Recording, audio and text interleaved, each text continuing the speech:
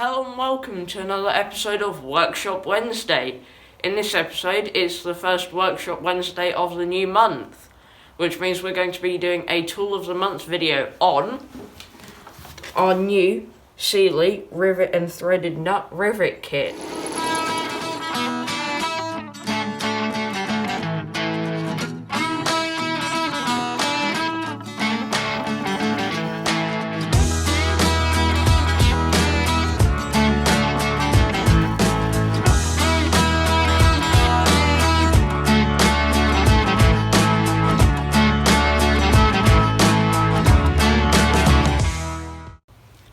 Our plan is to do these Tool of the Month videos for the first Workshop Wednesday of every new month, and the contents of these videos will be us prizing open the cameraman's wallet and buying some tools that are new. And by new, I mean new to us. They might not be brand new, they might be second-hand, but still we'll have a look at them and obviously open them up if they're new.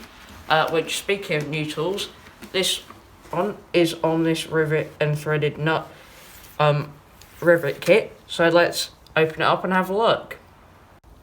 Before we get into some information about the tool, let's go into why we wanted to get this tool. And it is mainly because, or one of the uses for, would be mounting modern seats to some of our garden tractors. Because, as you can see, we've got this example seat here, which is the style we put on our Boland's large frame tractors. And when we're mounting them, you can see all seats have these holes underneath for mounting to a seat frame. However, these holes often don't line up with the ones on the tractor's original seat frame, which means we usually have to make up some sort of bracket to bridge the two. However, as you can see, well, one thing about these holes is they already have rivet nuts in. However, what we would do with this new tool is actually put rivet nuts in the correct place for the seat frame. Then we don't have to make any modifications to the original part of the tractor. Now, before we get into information about this tool, probably some other things we need to say. This does normal pop rivets and it does rivet nuts. Now we've got lots of pop rivets, but then we've also ordered this combination box and this bag of rivet nuts. So if you've never seen them before, that's what they look like. They've got a thread inside of them. And although this tool does both rivets and rivet nuts, we'll probably end up keeping this one for rivets and this one specifically for rivet nuts. So the make and model of this tool, we bought it from Sealey, and the model number is there. It's AK39602, which, if you're one of my viewers in the UK, you'll probably know Sealey. However, if you're not, Sealey is a tool brand based here in the UK that sells a variety of tools, even though some of them are probably made overseas and rebadged. However, not our place to say, and we're not sponsored by Sealey. However, if you do work at Sealey and you'd like to sponsor us, let us know. The good thing about Sealey tools are, apart from the fact that they're not too far from where we live, they keep spare parts for their tools, which means that if your tool breaks, you can just go over to them and see if you can get the spare parts to fix it, which is very useful. But now let's unbox it. I'll just slide the cover off here. The specification is that it does rivets from 3.2 to 6.4 millimeters. And rivet nuts from M4 to M10, that being the size thread inside of it. Now let's open up the box here. You see you've got the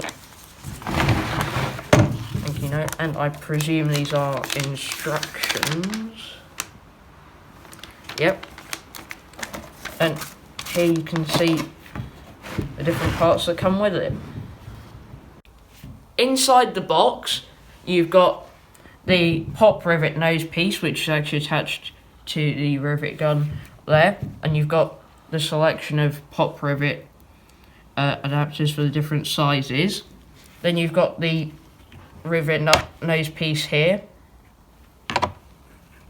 Then you've got different sized mandrels, I believe these are called, which are for the different sized rivet nuts. Then you've got a selection of slightly dubious looking spanners, which I presume are for doing up the different parts, which we've never used one of these tools before, so don't expect this to be a how-to, expect it to be us struggling on trying to use it for the first time.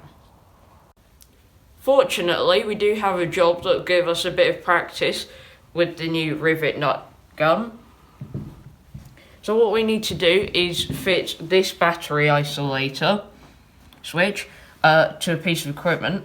Now, I won't show you it because this video is about the actual rivet nuts, not the equipment, but we've got this plate here that the isolator is going to go on. However, there isn't really a good place to mount this, except we found one place.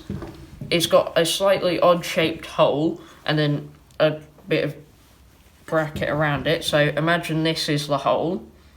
We would then mount this behind it, and we've drilled these two holes so that we can put these M6 rivet nuts in here.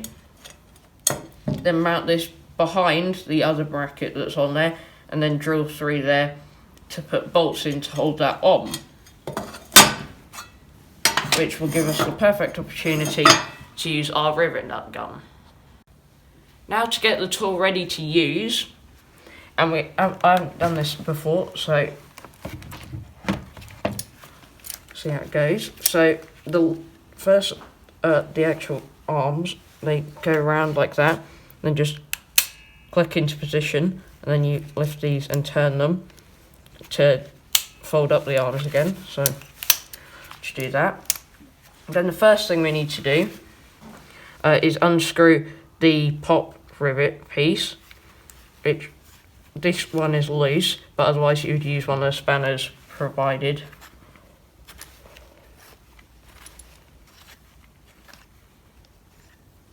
So that's the nose piece off. Then I need to unscrew this part, which is called the jaw case assembly, which is also part of the pop rivet part. There we go. Then I need to screw in the rivet nut nose piece.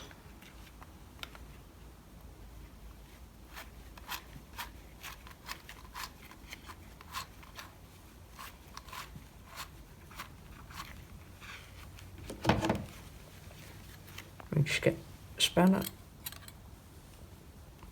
Wrong size.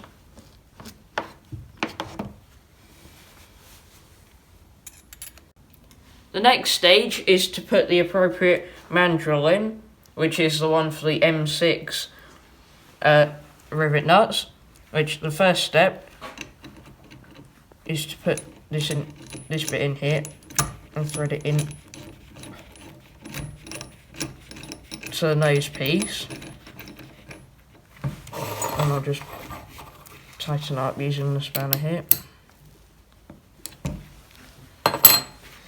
And then I have to tighten or do this up into the drawbar, which is why I've got the arms open, because you need them open for this bit. It's got a left-hand thread, hasn't it? Yeah, as you can see.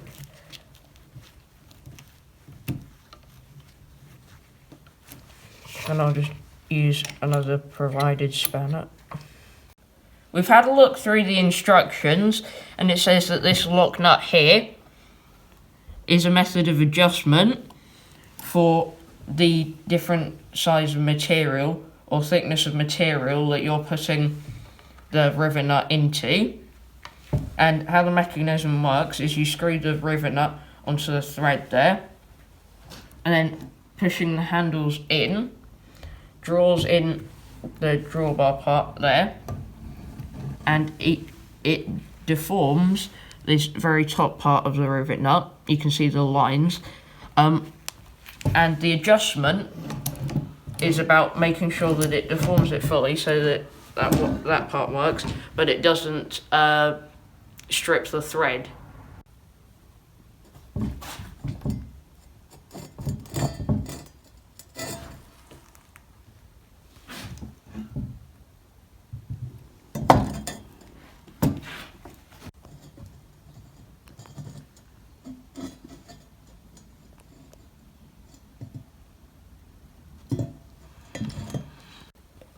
As you just saw, we've put both of the rivet nuts in now.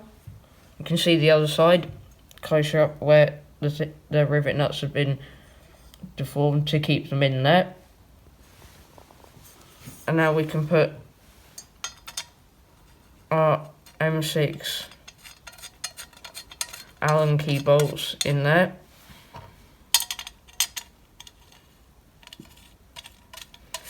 And that works very well.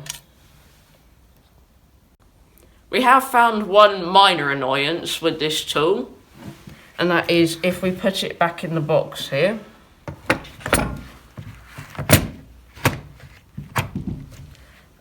with the rivet nut nose piece on, you've got the two parts from the pop rivet nose piece and the other part, and there doesn't seem to be a good way to effectively store both of them. And even if you put them in there like that, they're just going to be rattling around in the box. So I think that you do really have to put the pop rivet stuff back on to store it. However, apart from that, this tool is very good, and with some practice I'm sure we'll be able to use it quite quickly and efficiently. We've put the pop rivet nose piece back on just for storage, and as you can see, everything fits back in the box perfectly as it came. But in conclusion, we think that this is quite a good tool. Obviously we've only put in 2 rivet nuts with it, so we'll need to use it more to give a better opinion, but initial thoughts are that it's a good tool, especially value for money. It's very good. And as I said before, if you're looking to get one of these, it's made by Sealey, and the model number is AK39602. Type that into Google or another search engine, and these should come up. But that's it for this video. Hope you've enjoyed Tool of the Month, and I'll see you in the next episode of Workshop Wednesday. Bye.